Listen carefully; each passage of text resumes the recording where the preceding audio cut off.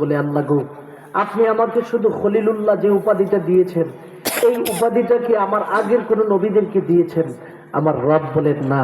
আল্লাহ আমার পরের কোন নবীকে খলিলুল্লাহ উপাধি দিবেন? বলেন না।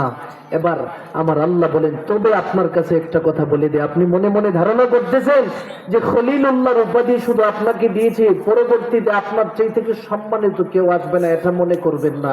বরং আমি রব আপনাকে খলিলুল্লাহ হিসেবে পৃথিবীতে পাঠিয়েছি, কিন্তু অচিরেই পৃথিবীর জমিনের মধ্যে এমন একজন নবীর আগমন ঘটবে যাকে খলিলুল্লাহ হিসেবে পাঠাবো না, হাবিবুল্লাহ হিসেবে পৃথিবীতে পাঠিয়ে দেব।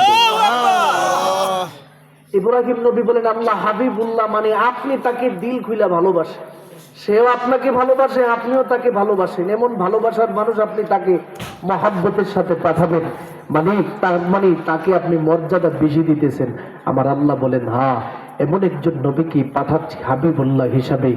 এই নবী পৃথিবীতে আগমন করবে বলে আমি পৃথিবীটাকে সাজাইছি। ইব্রাহিম নবী বলে, আল্লাহ আপনার কাছে একটা আবেদন করতে চাই, মালিক রে, যেহেতু শ্রেষ্ঠ নবী হিসাবে তিনি আগমন করবে, আমি যেহেতু আগে আসছি, তিনি তো যে কোনো মানুষের মাধ্যমে পৃথিবীতে আসবে। বলে, হ্যাঁ, যদি মানুষের মাধ্যমে পৃথিবীতে আসে তাহলে আপনি আমার বংশের মাধ্যমে এই সন্তানটাকে পৃথিবীতে পাঠাবেন। আল্লাহর কাছে দোয়া করছে।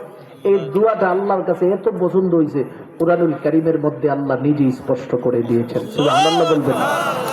রব্বানা ওয়াবআস ফীহিম রাসূলাম মিনহুম ইয়াতলু আলাইহিম আয়াতিক ওয়া ইউআল্লিমুহুমুল কিতাবা ওয়াল হিকমা ওয়া ইউযাক্কিহিম ইন্নাকা আনতাল আজিজুল হাকীম।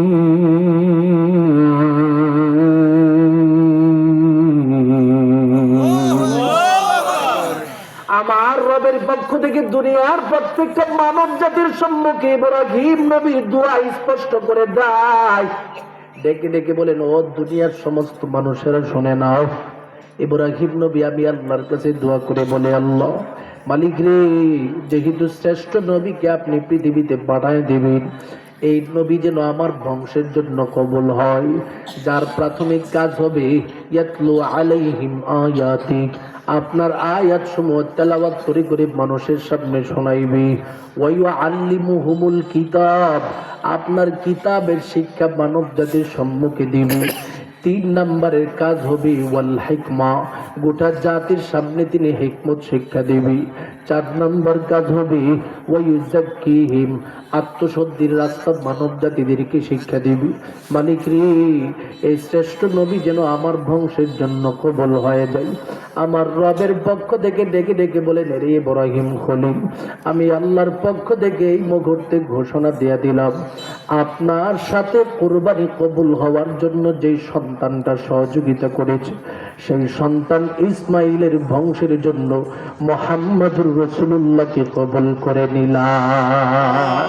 সুবহানাল্লাহ। ইব্রাহিম নবী তার দোয়া আল্লাহর কাছে কবুল হয়ে গেল, সবকিছু কমপ্লিট হয়ে যায়। এবার পৃথিবীতে মানব জাতি আগমন করতেছে। ইব্রাহিম আলাইহিস সালাতু ওয়াস সালামের আরেকজন সন্তান ছিলেন, যার নাম ছিলেন হযরত ইসহাক আলাইহিস সালাতু ওয়াস সালাম। ইসহাক নবী যখন পৃথিবীতে আগমন করলেন, আমার আল্লাহ পাক ইসহাক নবীর ঘরে আরেকজন সন্তান দান করেছিলেন। ওই সন্তানের নাম